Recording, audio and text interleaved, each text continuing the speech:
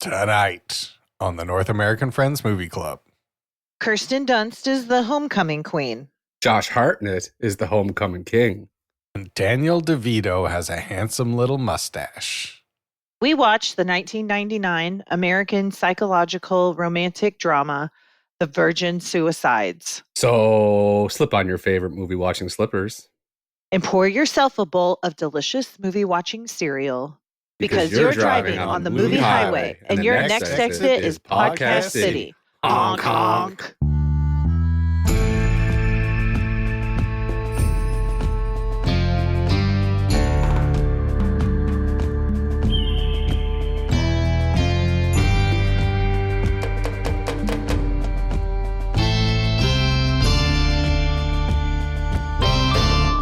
This is what it sounds like when we do a podcast. We're currently doing one. This is the North American Friends Movie Club, and you might notice something about the name of our show.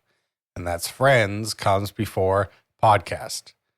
So I got to ask my two virgin friends, how we doing? I'm doing good. I haven't been called a virgin in nigh a decade. I get called virgin all the time. Playing video games online? Yeah. That Brent got called a virgin before we recorded by a kid with braces. Yeah, literally. Oh my God. I have such exciting... I'm so sorry that I completely forgot about this until this very moment. You heard me remember it. Okay. Nick and Chase have a movie idea that they want to throw by Brent and Nate. And so I have the synopsis right here. I'm so excited. And they think it's... I'm so excited. This is, I think, a pretty solid idea. Well, me and Brent will be the judge of that. Well, yeah, I will be brutally honest. I got a lot of texts from Nick because he just started a new job, so I have to go scroll all the way back up. And you have to hope that while you're reading it, he doesn't miss you and send you a text and send it all the way back down to the bottom of the screen and scroll back up. What the hell? I'll only not be annoyed if it's a hot pick. Right. But if it's the words "I love you," you're gonna go like, not now. Like, ah! Yeah. Mama's podcasting. Okay. It's about a guy who every time he drinks, he blacks out and ends up being a superhero, but doesn't ever remember it. His wife gets mad at him because of his drinking, and then he sees himself on the news and decides to go into hiding until he's reluctantly called back into action by the government. It needs some fleshing out. This is good. This is a good idea. I'm already on board.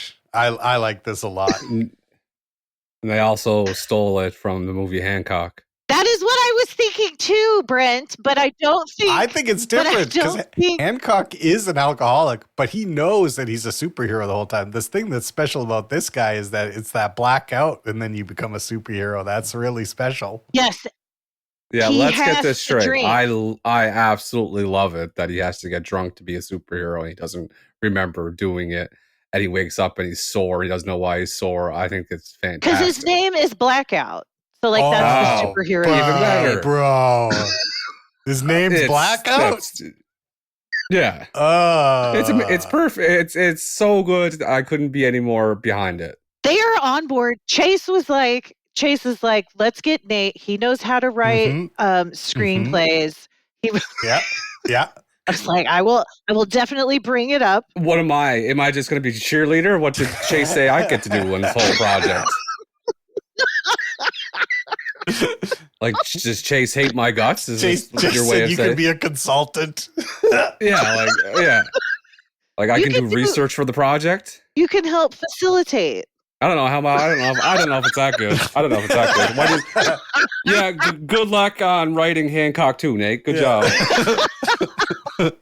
Oh, anyway. Yep. Do you have a movie idea this week? Me? Yeah. No, I would like to talk about a movie though. I went to a advanced screening of our friend Paul new movie, Diener 89. Friend of the pod. I'm still recovering from this fucking one-day trip. Oh, you got blasted. Oh, it was an adventure. I drove up in the morning and I got there and I stayed with our buddy Dylan, who was on the pod. before. He was on borderline, friend of the pod. And Dylan passed me a beer around 3:30. Yeah, attaboy. Attaboy. I know he's got a globe that has liquor in it, so he knows how to have a good time. I will get to that. Oh no. So Paul texts me. He wants to hang out. I'm like, okay, we'll pick you up and we'll go get food. And he says, that's perfect. So we go to his hotel. We're parked up in front of the hotel. Paul comes out. Hugs were exchanged. Hugs, almost kisses. And we were all three of us were very excited just to meet and hang out. And I think I would have tried to go for the kiss. Yeah, I think when I meet you guys, I'm just gonna go for it. Just do a quick smooch. Just close your eyes. Walking towards your eyes first. Eyes closed, walking towards you, smooched out. We asked, say, Paul, what do you want? Do you want like food? Do you want good food? And mind you, I'm not from this area, Halifax. This is the big city. But you were pretending, right? Dylan is. No, I had nothing to do with it. Dylan asked that, and I knew the place that if he said just food, we were going to do like a sports bar kind of thing. And Paul said, well, I've been eating like bad food all week because I'm doing this press tour. Let's get good food. So Dylan takes us to this restaurant. Dylan's I bet you went to a great restaurant. Yeah, Dylan's this fancy ass lawyer, but he's also Dylan. Mm-hmm. And yeah, so we go to this restaurant. People. And I'm looking at the menu, and I'm like, whew, okay, no idea. And Paul looks at it, and basically we just say, Dylan, you go ahead. You order for the table. Me and Paul did order, we ordered a drink that had grapefruit juice in it and Marmite. That sounds disgusting. Yeah, and it had whiskey in it, and Dylan made fun of the whiskey. He called it a starter whiskey. Oh, and me and Paul, got your ass. Oh, shit. Yeah, Paul and I wanted to fight him. What do you have to say, Nate? He's probably right. He's probably right. There's some shit that I'd say. Yeah, so right away, Dylan cucked us right away before. Not only did we give him the reins to order for the table like we were fucking 1960 fucking housewives, we said he called us starter whiskey.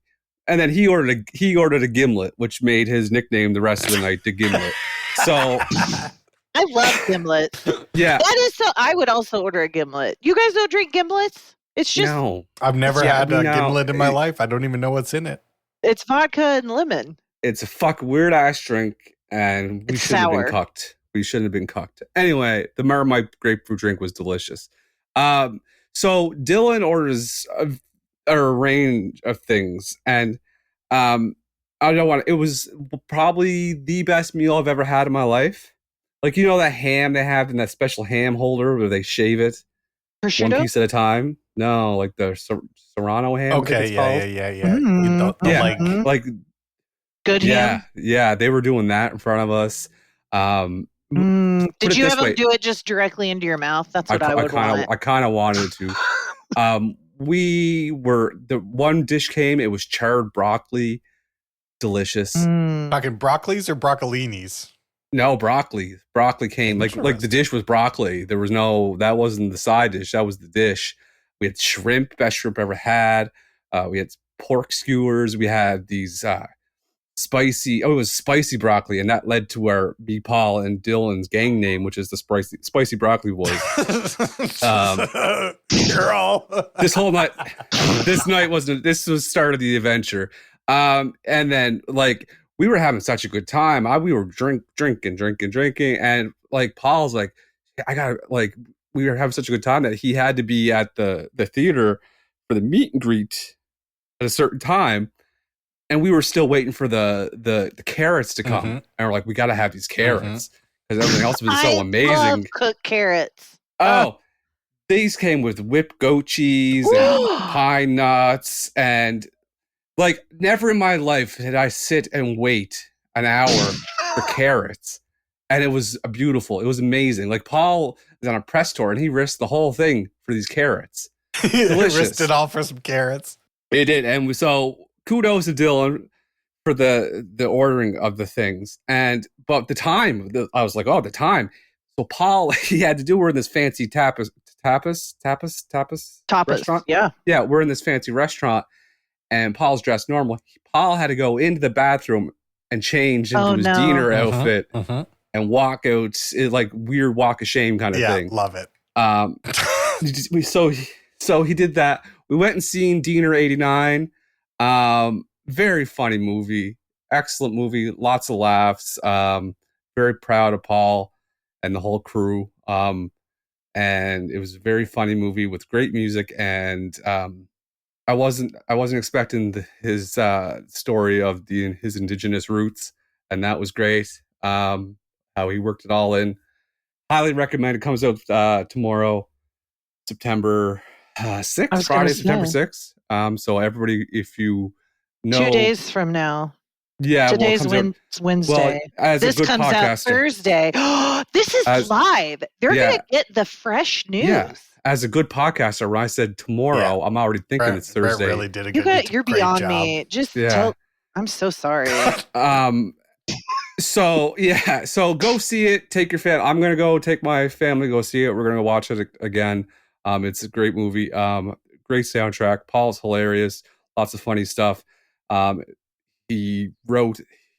It was an improvised movie. All the jokes were scripted. It was very funny. And then he did make a joke because during dinner he asked me. I said, "Yeah, it was like 4 hours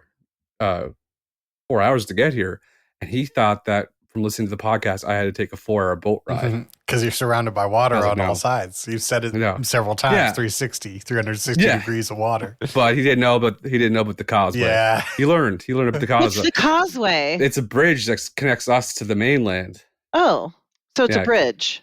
It's a causeway. What's the difference between a bridge and a causeway? Couldn't tell you. Sorry. Don't know, but also you're very serious about it. You're like, you have to call it a causeway. I don't know why. It's called the Canso Causeway. I don't know what else to tell you. So that we watch the movie and then we go to the after party, which is this is where it gets dicey.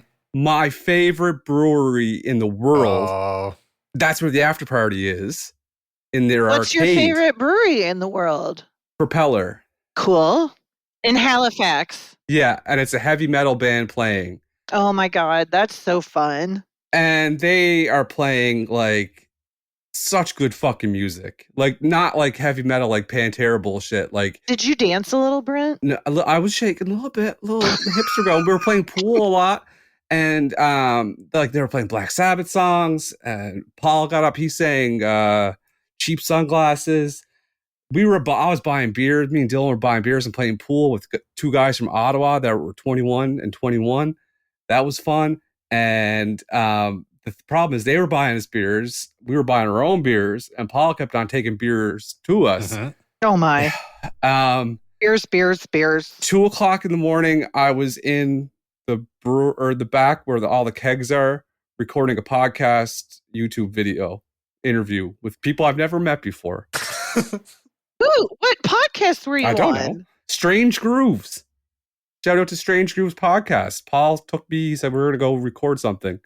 And these lovely ladies interviewed us. Lovely ladies. Couldn't tell you what they asked me. Couldn't tell you what they said. I remember I was staring at him as he was trying to talk, and I kept on saying, Nate. I was trying to get him to laugh.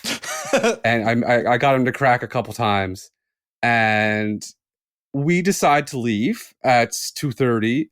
At 2:30 in the morning, I'm in a law office in downtown Halifax, looking at a helicopter from 8 stories up because, as Dylan said, have you ever seen a helicopter from 8 stories up? And I said, no. And that's where we ended up. And we saw the globe of liquor. Okay, so you went to Dylan's work. You had a big day. Oh, it was so big. You went to Dylan's work, and that's where you saw a helicopter?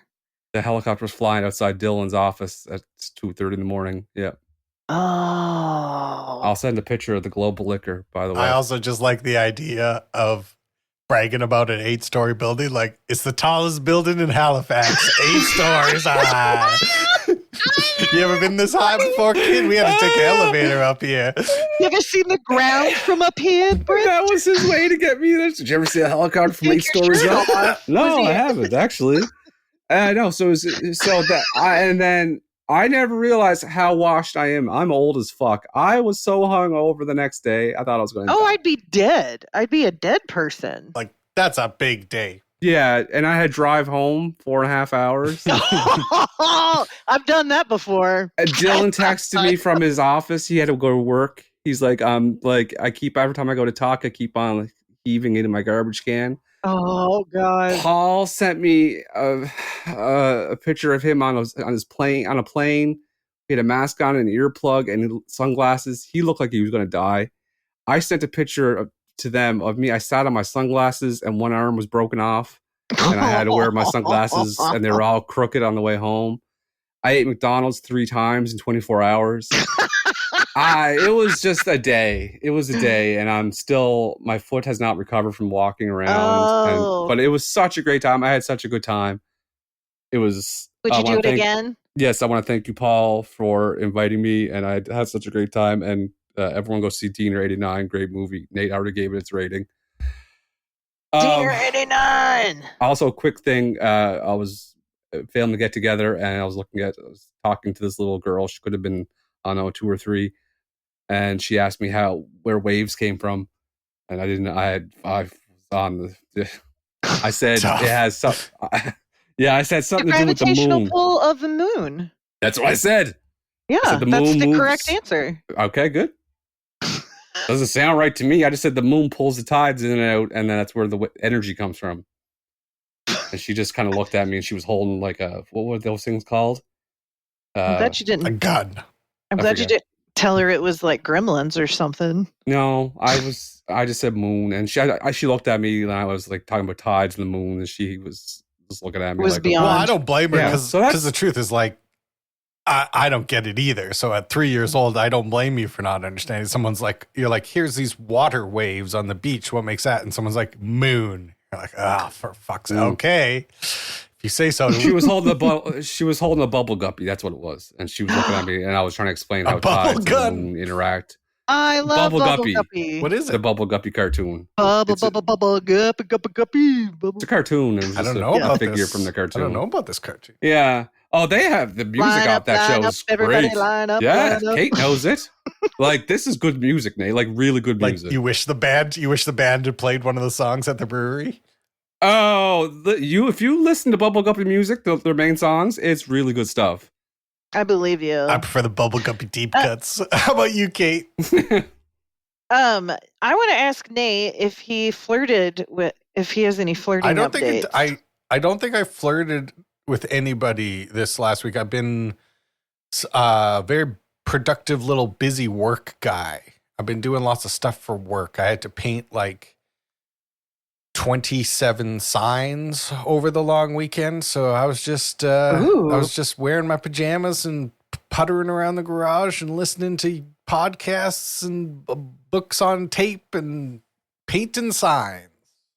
Painting signs, the old school way. You guys are real vintage mom and pop shop. That's right. I like the old school way. Well, and I was very proud of myself because I figured out this way to like use my combination square to draw a line by running it along the outside of the sign. So I was like making this perfect squares on every single sign with exactly 2 inches of border. I was like, ooh. 2 inches of border. I like it. That is border. Impressive. I like it. What have I been up to? I worked a record 12 hours yesterday, and I saw 12 people for therapy. And back to back? Or is this like a 15-hour day when it's all said and done? No, I worked from 8 a.m. till 7:30 p.m. and I saw because not everybody's for a full 1 hour. No, I see people for 45 minutes. You know, because this is what I was wondering of the logistics of like, what, you're just stacking them on top of each other? One guy's crying and the other guy's going out the window? Like, okay. So I do back to back at my private practice, but I get done after this like long day, and I feel like I can punch a hole through the moon. It's like I have done something that I never wanted to do, but I just like did it, and I like prepped myself for it, and I like made sure that I crushed it, and I did it, and I was really proud of myself. But I don't want to keep working like you don't want to work 12 hours every day. Fucking kids today, lazy. Oh, but let me guess, you want an avocado toast, don't you? You want it all, but you don't want to work for it. You want a home, do you? You want a home. And Nick started a new job, so that's fun. So I'm happy for him, too. And he found a new place to live, which is a big deal. Is it closer to you or further away? It is probably closer to me by 45 seconds. Ah, true love. Ooh. But it still takes about 20 minutes to get there. Oh, that's not bad. That's not bad. He's getting closer. He's getting closer, though. That's all that matters. For sure. Absolutely. I tried to get him way closer, but that didn't fly. He's like, I ain't living in that neighborhood. Fuck that. Who do I look like? Blackout? I don't think so. Fucking no grass ass having house. No way. I got a beautiful yard. Speaking of beautiful yards, it's a new month, Kate. Wow. This actually does work because there's a lot of shots of the front yard. Good job, Britt. Yeah. Yeah, Very thank good. you. Yes. It's September. It's Kate's month. I get to introduce my month. As a good podcaster, I was about to say it's September. It's Kate's month. So, Kate, why don't you tell us what your month's all about? Well, thank you, Brent, for that great introduction. Thank you. You're very welcome. Very natural sounding, everyone. Yeah. September is Ladies' Month, and I started the month with a film that I had not seen since it came out, and it had a very big depressing effect on me, but also I remember being beautiful. It's the 1999 Sofia Coppola film, The Virgin Suicides, and I would love to hear Nate or Brent tell us the plot of said film. Oh, yeah. I forgot that we do that when it's Kate's pick. Yeah, we got to do that. Yeah. Well, I could try. I'm going to do a Kate. I need the names. There's like 17 daughters in this movie. I need to get the names, and then I can do it. Sounds Bush League to me, but you think you got it? Well, you do it then, Brent. No, I'm not doing it. You had a big week. I was going to let you take a little rest, but if you're going to big talk. Are you still hungover? No, I also got to the joke I wanted to make. I forgot to say was at one time Dylan was ordering chefs to shave ham off a pig leg and feed it to us, and then 2 hours later, I was on stage with Paul commentating a 4-person shotgun beer race where Dylan came in second. Oh my! So he's a man of many. Yeah. He's a cultured man, Dylan. Yeah, he's high and low. That's great. You ever see a helicopter from 8 Stories? Yeah, you ever see a helicopter from 8 Stories Up? The Virgin Suicides is a story about a family named the Lisbons. And it's father and mother and 5 daughters named Teresa, Mary, Bonnie, Lux, and Cecilia. This isn't going to help because I cannot remember which one's which anyway, so I'm just going to do my best.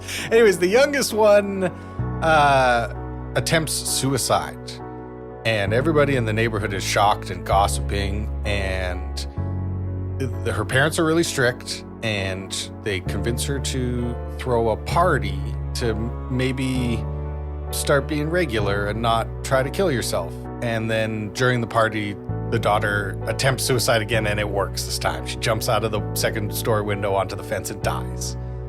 And then the rest of the movie is a story about a group of young boys who are sort of watching this family of sisters from afar as they get, their parents get more and more strict after the suicide and sort of like keep them locked up in the house, and the girls finally convince the parents to let them go to this dance, and then the middle sister, played by Kirsten Dunst, stays out all night kissing a boy in a football field, and when she gets home, the strict parents are like, you're all in jail now, and the girls are pulled out of school and they're not allowed to talk to anybody, and then the young boys are watching them through the telescope and calling them on the phone and doing secret messages, and they make plans to go out and meet one night, and the boys go over to the house, and when they get to the house, all other 4 sisters have killed themselves. And then the movie ends with the boys being like, what's that all about? None of us really could ever understand what that was all about. And we grew up. The end. That's the Virgin Suicides. That was very good. That was great. I don't know how you do it every week, Kate. Like, at first it's hard. You're doing your best to like remember the movie. And then about halfway through, some kind of spirit takes over you, the spirit of cinema. And you're just along for the ride. Your mouth is saying words. You have no control over what happens after. You're just talking. You're just saying Absolutely. things. You got to let it go. Yeah. That's right. Let's talk about... Do it? Why don't we talk about our favorite parts of this film? Yeah, let's do it. Yeah, let's do it.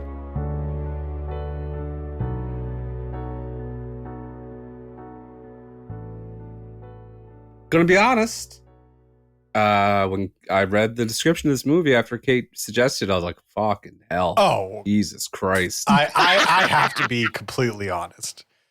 I put off watching the movie till the last minute, and while it was loading up and I was putting on my shoes to get on the treadmill, I was making full Joe Pesci and Home Alone noises. I was going, Frezza, Frezza, teenage girls, Frezza, Frezza. But yes. I was very similar in what you're saying, Nate. I treated the viewing of this film like going to the dentist. Mm-hmm. I went to watch this movie. I stared at it, and I ended up watching Trap by the new M. Night Shyamalan movie instead. I was like, I can't do it. But after I told Melissa, I was like, she's like, what movie did Kate pick? What was the theme of the month? And I told her, she said, what movie did Kate pick? I said, Virgin Suicide. Melissa's like, loved it. I was like, okay. So I'm like, I'm going to watch it. I watched it. Guess what? Loved it. Wow. It's actually sort of this like really interesting ensemble period movie, because it takes place in the 1970s, and it's like it's not actually that melancholy. The movie actually, for the most of the movie, is kind of this like slow but sweet, charming character movie about kids in the 1970s that just ends like with a really heavy, hard to understand sort of situation. But as I was watching, I was like, nah, this is Sofia Coppola. She really was paying attention when she was growing up. She was watching everybody. For a first movie, like, she did such a good fucking job. This is good. This is a good movie. Hell yeah. Here's how I describe it. Like I said, I was treating this like the dentist. I was mad at Kate. I was like, physically, I was angry at Kate, staring at it. And I'm glad I watched it. And this is why I love the show, is because I would never have even gave this movie a second look if it wasn't for the show. Never in a million I'm glad years. I got to see it.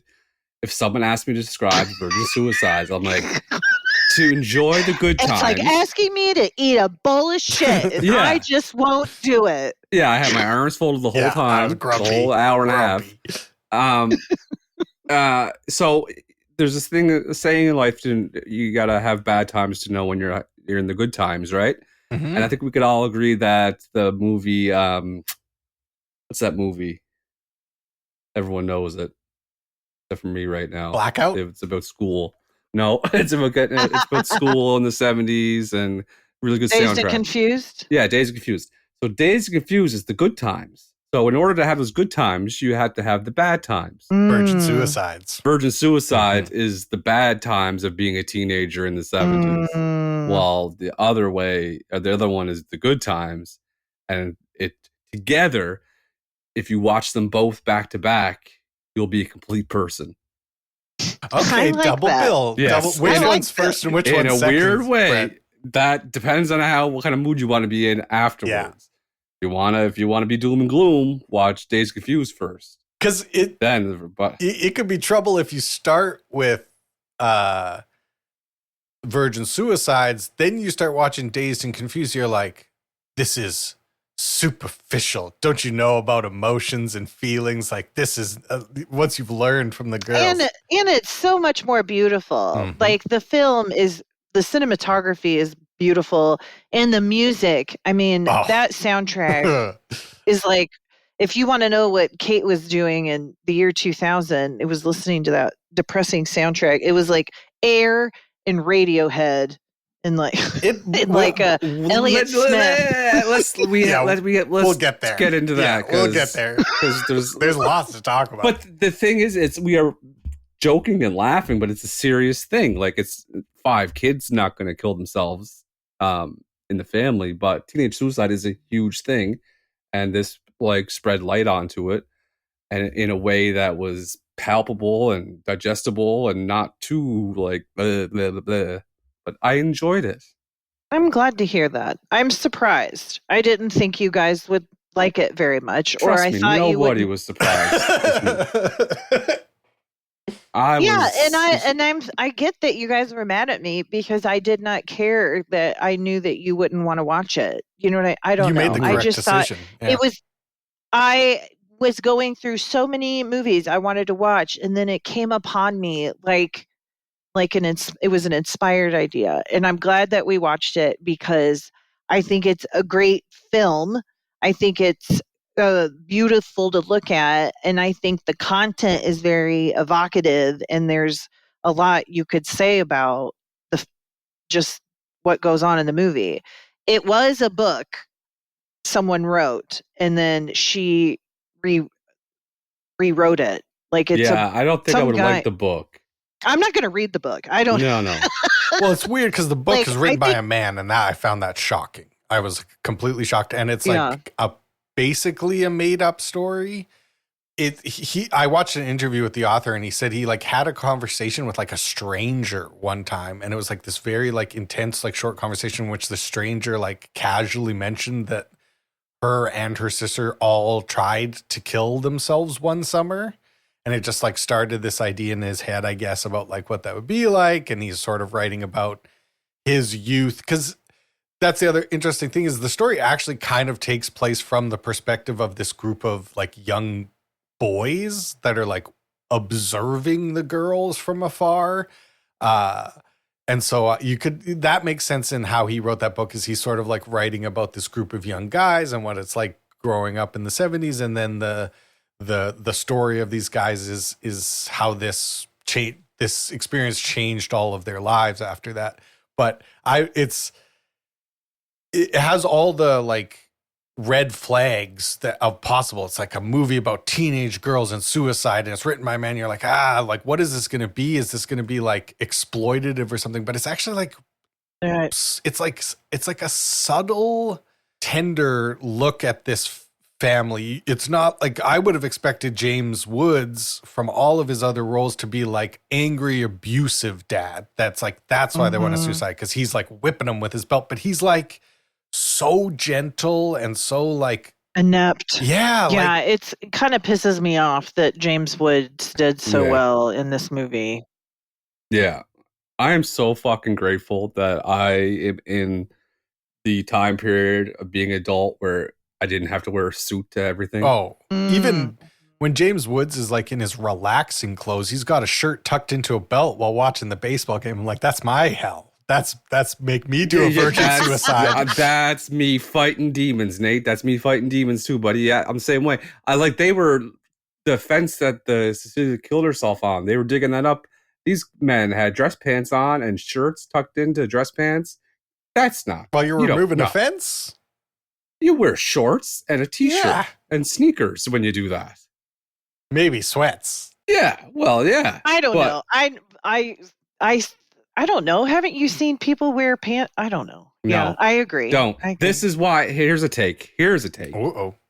This is why the parents were not good parents, and people were generally not great in the 50s and 60s as parents and role models, and people were angry all the time, is because they had to wear uncomfortable clothes all the time. Yeah, I'd agree with that. Bad fabrics. I think we figured it out.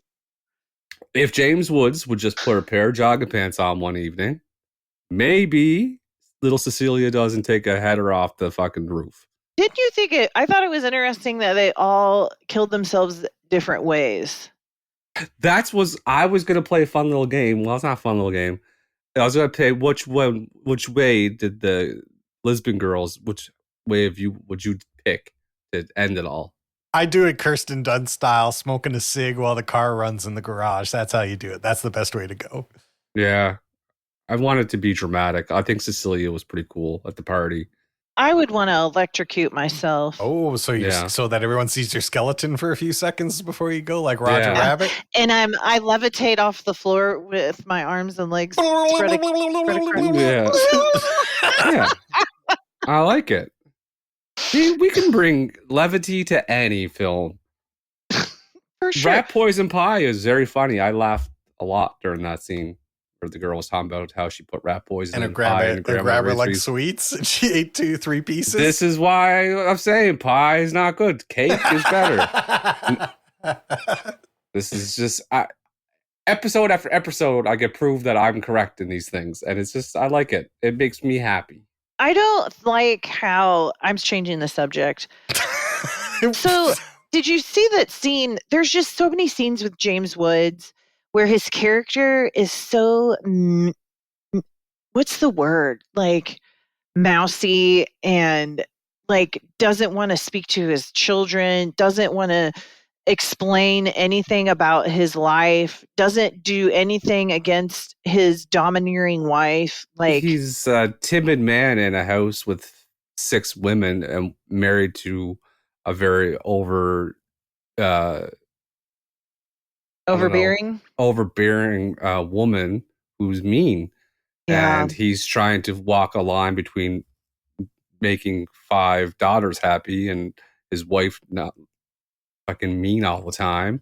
Plus he's a teacher at a school and he just has no one to relate to. He's in a house with 6 women, and every time he gets a chance to talk to a boy or a man, he's talks about his interests, showing them the models, showing the models. He just wants to that's the way he wants to express himself, and he can't express himself any other way.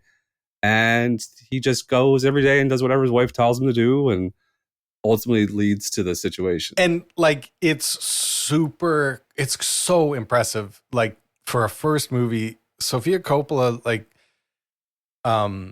she wrote the script, she adapted the script herself too, and directed it. And there's just these beautiful little moments that are so subtle. And it's like, man, being subtle is so hard as a young filmmaker, I think, where the 2 James Wood scenes that I'm thinking of in particular are the one when he's after the youngest kills herself, all the girls sort of start hanging out in the same room together. And he walks up to the door one night and he's you can tell that he wants to go and talk to them, but it's just this quick moment where he's he does not know what the fuck to say. So he just walks away. It's okay, she did that so well and so quick and so subtle. And then the other scene that I'm thinking of is when the Reverend comes after the first suicide, and he's watching baseball, and the Reverend is asking him if he wants to talk, and he's sort of brushing him off and just watching the game. And then the Reverend starts walking out of the room, and James Woods wants to say something, and the Reverend turns back, and then a double play happens on the TV, and he goes, "A double play. They made a double play." And the Reverend's okay. And you're like, damn, man. That's it is very hard to portray emotionally repressed. That's not easy to do because it's so internal. But those were 2 scenes as the writer and director where she did such a fucking amazing job showing a very real, not overdone, not hamming up, just this real tiny picture of someone who's incapable of dealing with their emotions. Yeah, that's what I was so pleased on the second viewing of, that it was not boring. You know what I mean? And this could have been a boring movie, even though it's about suicide, but I think, and depending on what generation watches it, if you're a teenager watching it, you come out differently than if you're an adult watching it. Yeah. Because if I had watched this when I was 16, 17, I would have been but now that I'm an adult, I'm I could empathize with James Woods' character more than I would have if I was a teenager watching it. And I hated Kathleen Turner's character so much. Oh, interesting. I didn't have a reaction of like, oh, she's evil, or she's like, this woman should never have been a mother. I didn't even have those reactions. I just thought of her as like, she did have the right intention. She just had the exact wrong approach to like raising children. It's like she just wanted to protect them. They live in this like fantasy world. Do you know what I mean? It's the suburbs. Like nothing bad is ever happening. It's such a boring place that like the movie does such a fucking good job of this too, where it's such a boring place that anytime anything even remotely interesting is happening, everyone in the neighborhood is watching it. They're like, people are cutting branches off the trees and you just see like 60 people looking through windows or standing on the street watching these guys cut branches off the trees. And you're like, nothing is fucking going on here. There's no danger. There's only like, it's this safe little bubble. But even with all of that safety, Kathleen Turner is still like gripping so hard to be like, oh, like, let me protect them. Let me like keep them from the world. And it's the exact opposite thing she should be doing. Like, yeah. I think that's why it was so, I didn't like her at all either. But I think it's because I have so much experience working with people that have mothers like that and these well-intentioned, and fathers. There's a lot of well-intentioned parents that are absolutely terrible in traumatizing their children and probably other people in the world. Well, it's the most important job in the world, and it's the only job in the world you don't have to have any requirements to get. Yeah. That's well said. That should be on a card.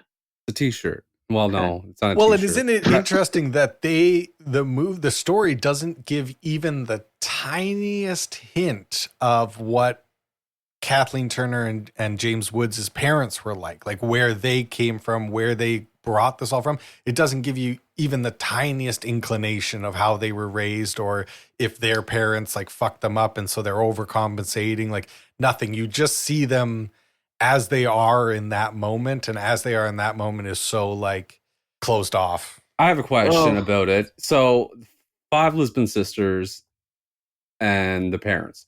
So let's switch it to 5 Lisbon brothers and the same exact parents, same exact way. A lot more violence. Movie does not end the same way. You're killing other people. They kill other people. They do a DUI and run somebody over. Like that's those boys. Okay. And also just that fucking house, man. Jesus Christ, that basement smelling like fucking sweat and pee and fucking basically, yeah, like the Kennedys. It's just basically a situation. Like the Kennedys. Yeah, so basically that's what it is. Yeah, there's another note I have. This is a take, but school is a lot of wasted time. To me, I think school is a babysitter for 13 or for 16, 17 years. Yeah, it's okay. It's you waste a lot of time at school. I won't disagree with that. Yeah. I'd say this, yeah, like education's very important, but it's education, like the fact that we're being taught things in the 50s that are being taught in the 80s, that are being taught in 2000, and they're saying things are being taught in 2024. That's silly to me. That the same things are continually being taught? Yeah. Yeah. Like why did I have to know like American history when I was in 7th grade in Canada?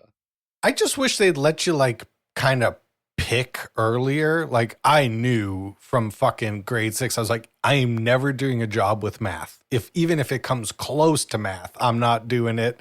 I never need to know how to make a circle be a radius. I don't need to know any of this shit. Let me read books. Let me read extra books instead of doing calculations. I think that's what I'm trying to say. Like I want it to be more, and I think it's getting a little bit better, but I think I want it to be more broad and open, and like I feel like they should hire me and I should go in and tell them like what really happens in life. And you know, yeah, like do I one would of love those to do speeches that. where you got the microphone, like that's little thing in front of your mouth, like in sync, and you're walking around the stage. Yeah, and it's taped to it's flesh colored and it's taped to my cheek. Yeah.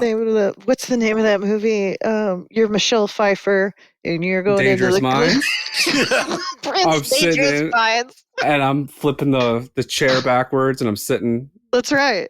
Yeah, I'm saying let's rap, kids. You're gonna talk real. Let's talk real. Yeah, let's. Kids. You guys want to see? You guys want to hear the shit? Just take my shoe, my sock off, and put my foot up on the desk.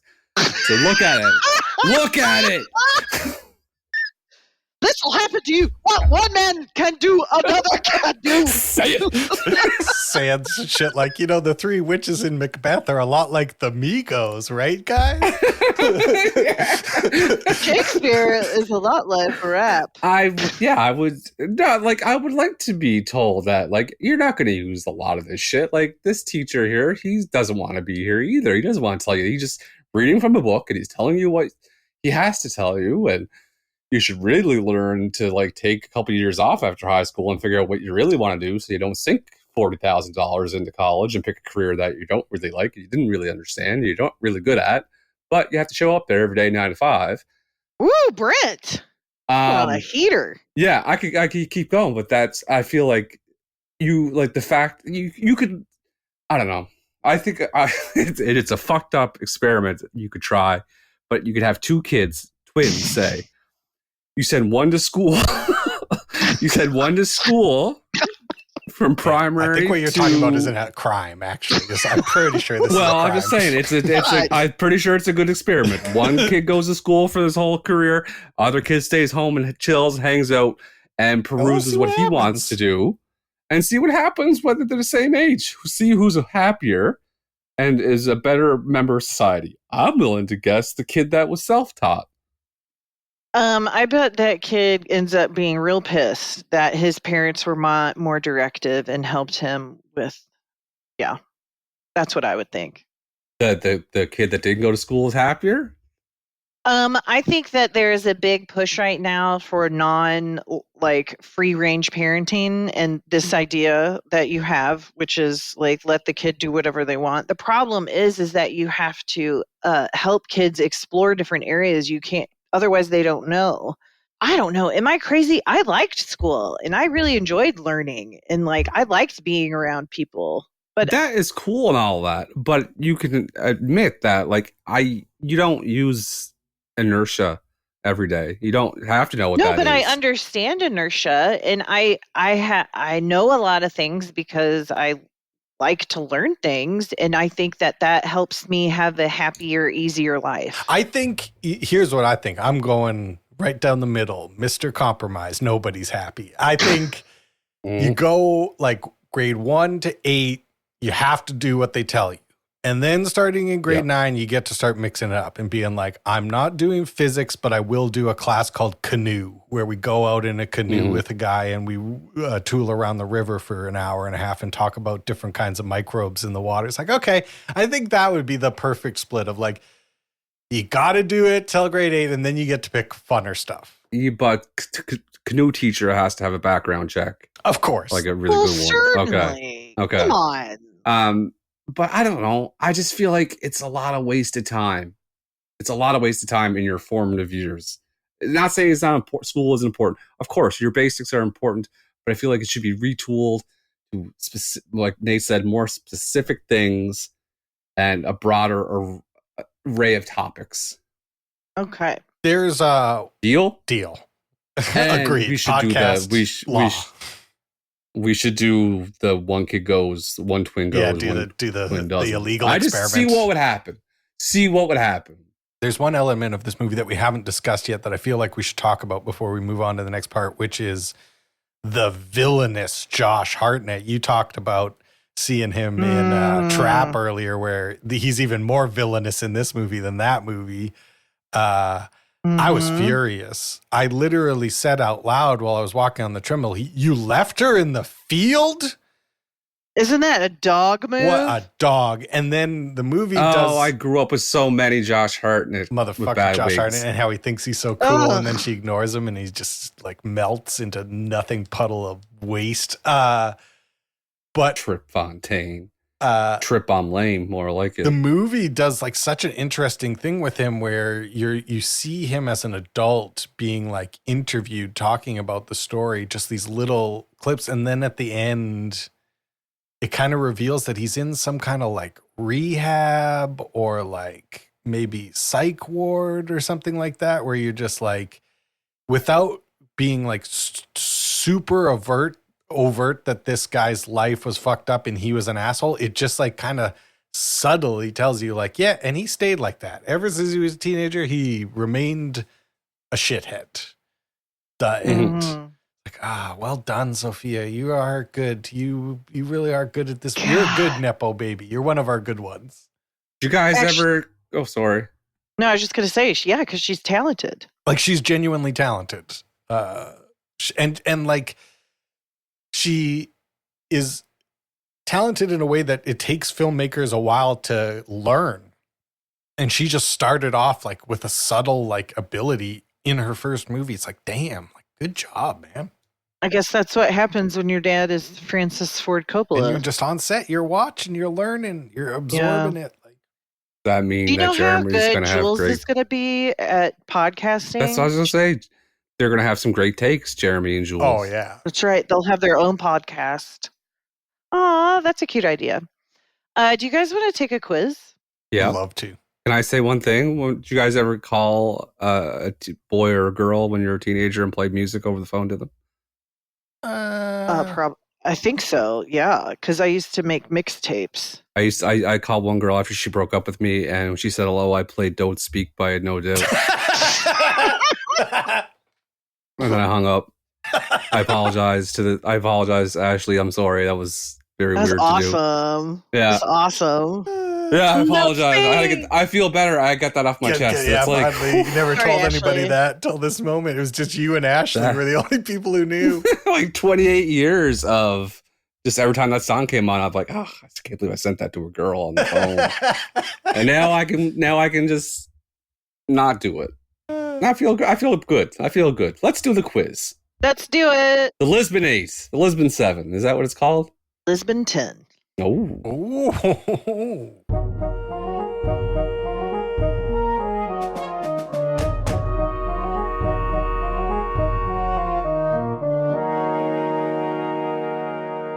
All right, number 1, we'll start with Nate.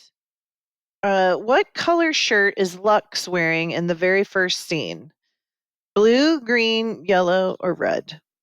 I don't think green and blonde is a good mix. So I'm going to say blue. My gut's saying yellow. Final answer? Yes.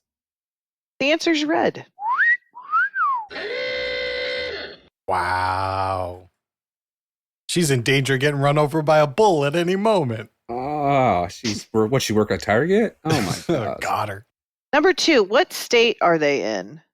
Pennsylvania, New York, Massachusetts, Michigan. I'm going to say D, Michigan. Yeah, I think it's Auto Town in Michigan. Correct. And I think Brent did it that way so Nate wouldn't know that he knew. He did I said D. He did some performance. Yeah, I knew right away. He laid it on thick. Yeah, I never. Not a a James Woods performance in this one. No subtlety. No. I'm not sure. Let me think. Tapping his chin. Even when I get them right, you're still making fun of me. I'm sorry. You can't win. I'm not making.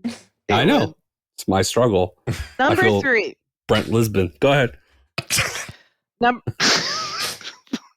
All right, number 3. What does Cecilia Lisbon say after she attempts suicide and survived? Actually, doctor, you're not a 13-year-old girl. Obviously, doctor, you've never been a 13-year-old girl. Actually, doctor, you're not 13. Obviously, doctor, you've never been 13. I'm going to say B. I'm going to say D. B is correct.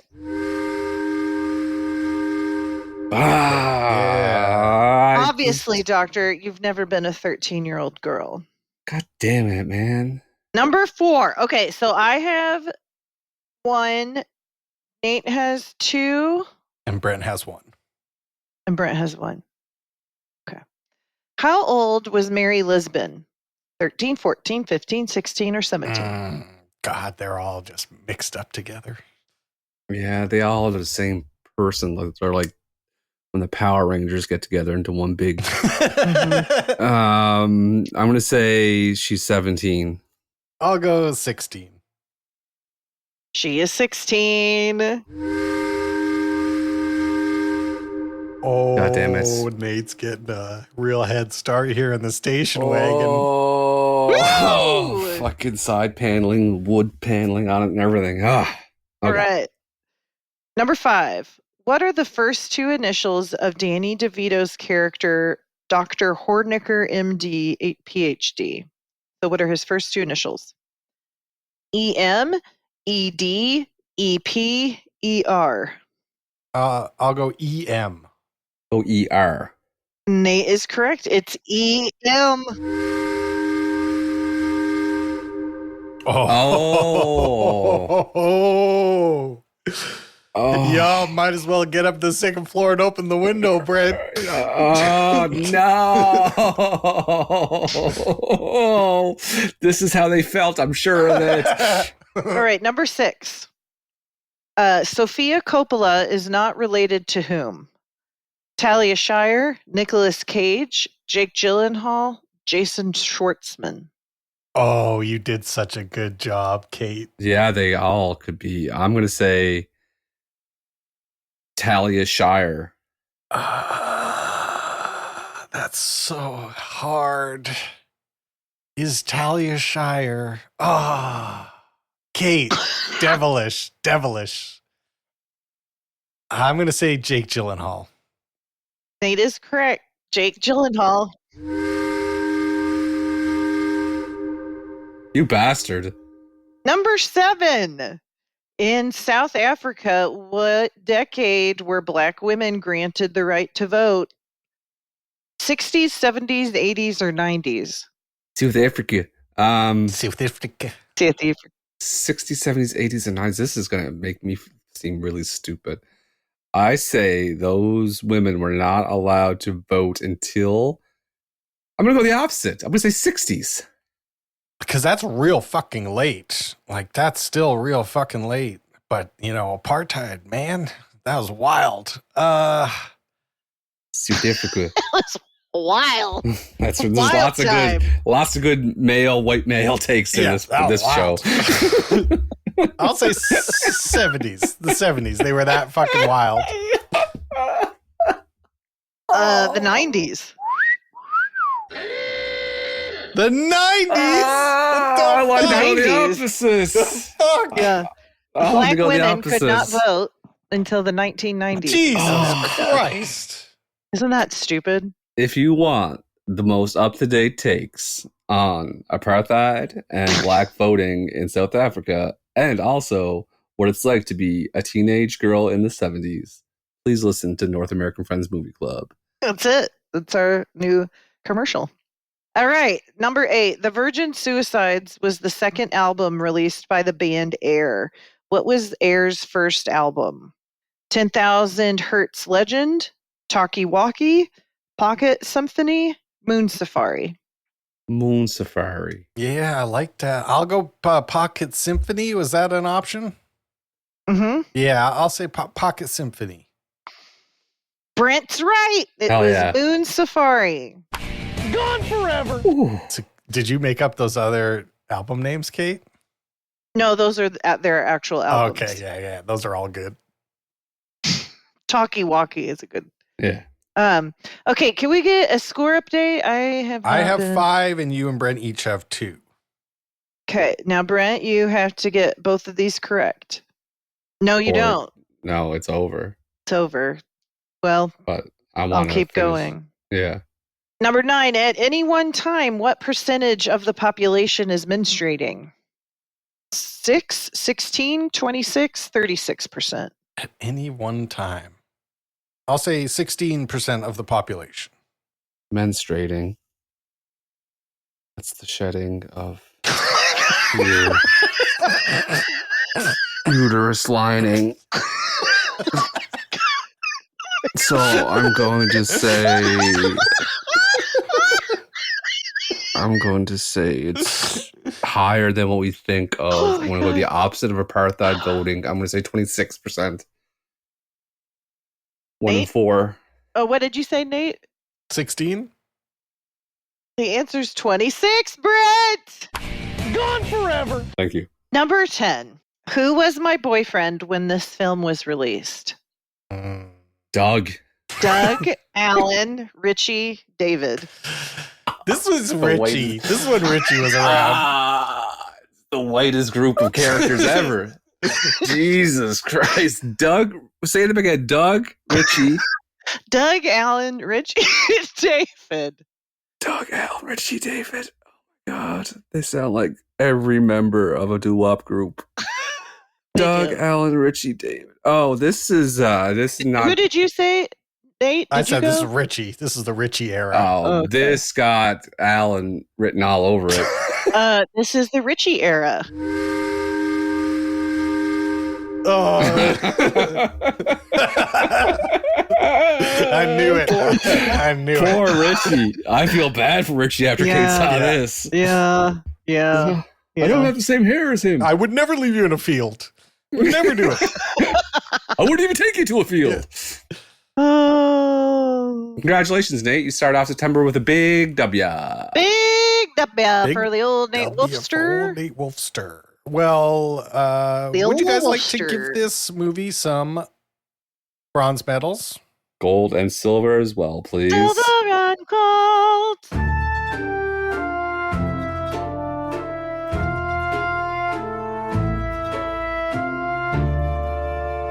Who's getting bronze, boys? I'll tell you right now who's getting the old bronze. It's AJ Cook, who played Mary Lisbon, which is my favorite Lisbon sister.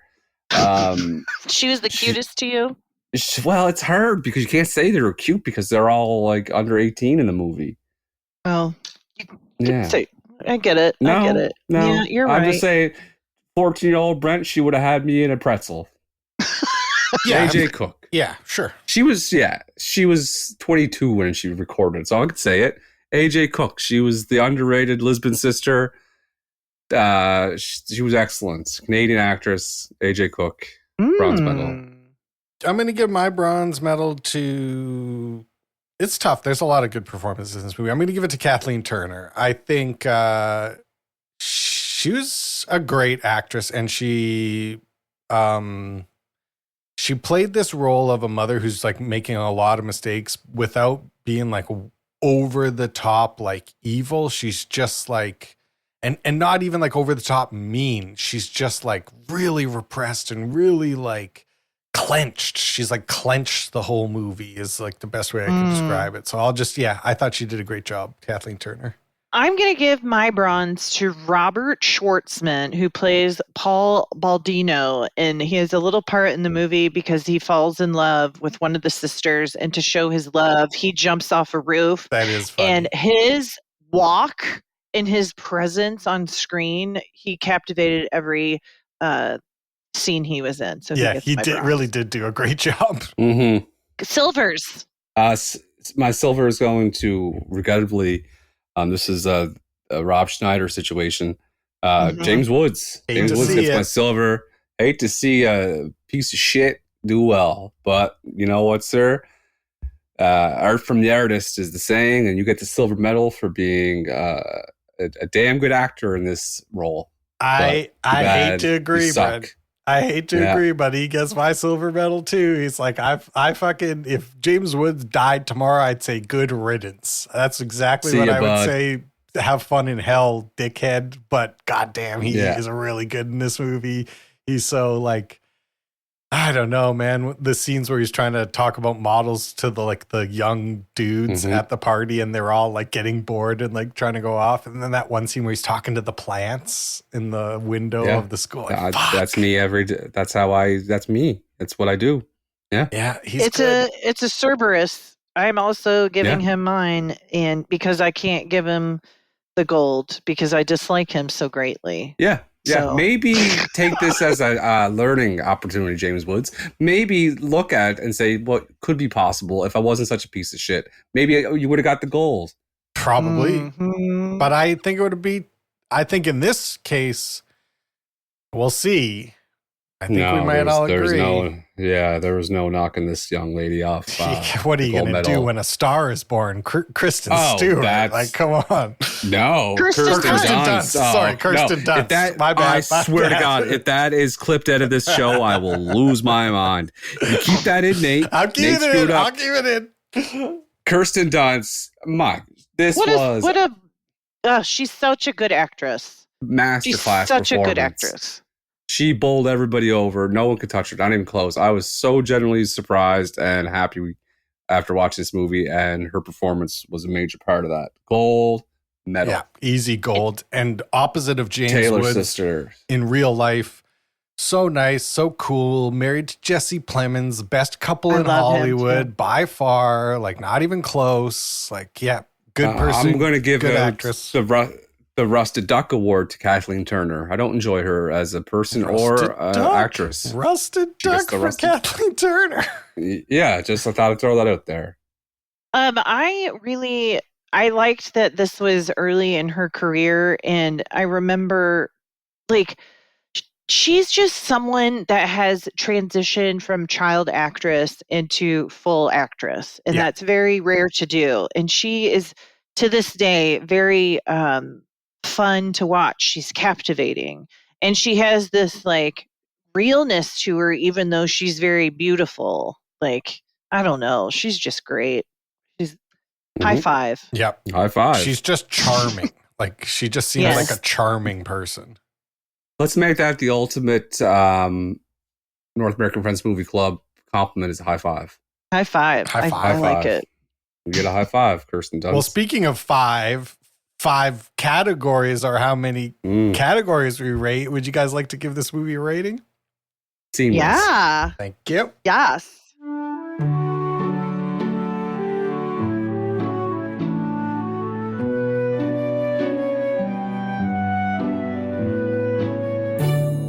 On my little card, I wrote the Virgin Suicides, and then without thinking, I drew a little skull next to Virgin Suicides. I was like, duh, that's inappropriate. So I turned it into the Punisher logo. Okay.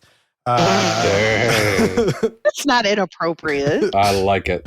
No, he's right. The script for this Punisher logo's better? Yeah, like when I said that, I'm like, well, what am I, a cop? Like, fuck this. Yeah. The script Blue for Lives this Matter. movie. What do you guys think of the script for this movie? Script 10. It's a great adaptation. Like, I've never read the book, but like to take any kind of novel that has so much, like, novels are basically internal monologues for the most part, and so much of it happens inside, and to turn that into something that you watch and you understand with your, like, through visual is not easy. And Sofia Coppola did a fucking awesome job. I'll give it a 10 too. It has to be a 10. I mean, to go from literally treating this like this was a colonoscopy to an enjoyable hour and a half movie experience about 5 teenage girls. I mean, I'm 42-year-old male and I have my attention. 10. Damn. The art for this movie, a period piece, a 1970s Michigan period piece. We've got a lot of trousers, a lot of belts, a lot of Sunday school dress work. And we got some bell bottoms and long hair from the most evil man alive, Josh Hartnett. He's the worst. What'd you guys think of the art direction for this movie?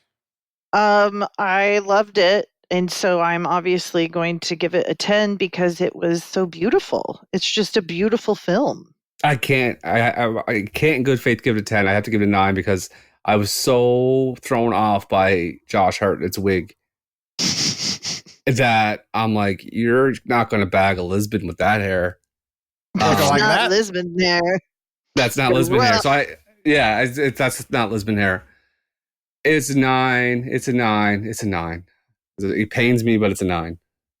I'm going to give it a 10. I think it's both of, I wasn't alive, but I'm guessing it's a very accurate representation of how this looked at the time, but it's also put together in a way and filmed in a way that makes it look so visually interesting, even though it's quite boring, like suburban houses and stuff like that. The camera is put in the exact right spot to make the weird pink carpets and open stairways of that period. Like, it's just, I liked it a lot. She did a great job. I'll give it a 10. I think I know what this category is going to get next, because if Brent says there's no bangers in this movie, I will call Brent a liar to his face. The music for this movie. The two best Heart songs, both in the same movie. It's a 10 from me. It's gotta be a 10 for me. They play Magic Man and Crazy on You. Do you want to go, Kate, or do you want me to be? Well, I mean, I think we know that I'm going to get a 10, so. Okay. I'm going to make a thing that many people might disagree with me. This has been the best soundtrack of any movie that we've watched up to the date. Oh my God. Nate nailed it with the two best Heart songs. And here's my validation of putting modern music with period pieces. They put Sloan in there.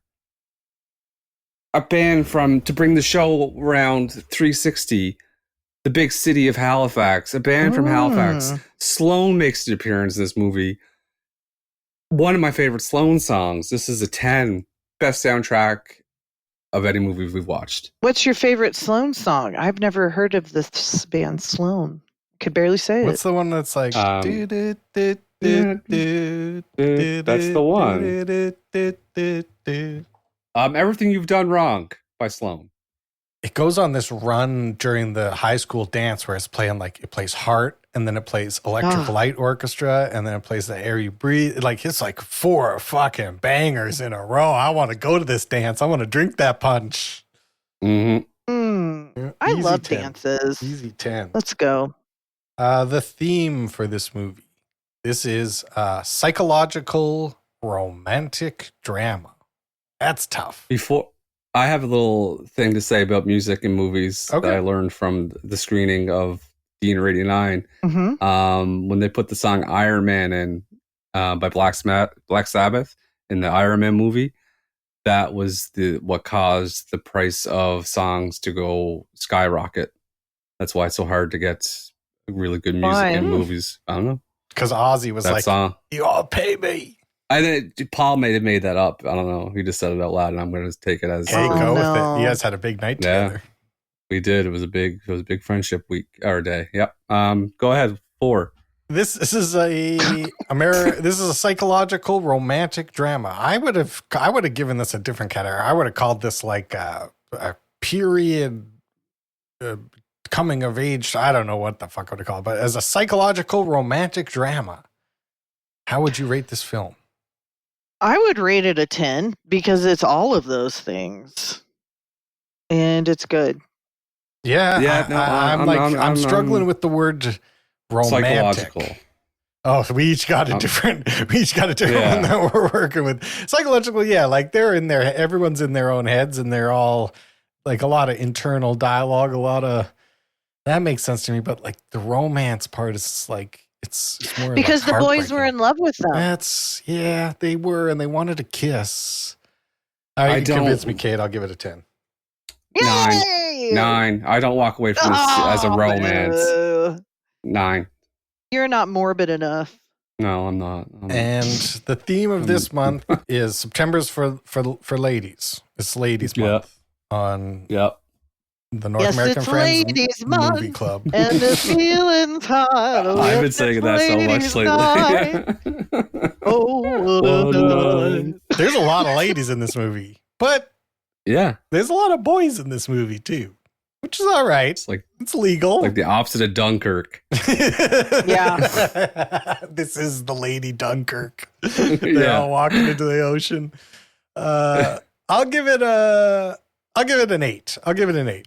I'm going to give it a 10. This was ladies reclaiming what society has taken from them due to expectations and no faults of their own. 10. Giving it a 10, but please don't kill yourself. Don't do it. 988. Yeah, usually you're supposed to do trigger warnings at the beginning of the podcast. We're going to do it about an hour and 15 minutes into this thing, but don't do it. Just, come on, knock it off. We're just talking about these fake characters. Yeah, eat a grilled cheese.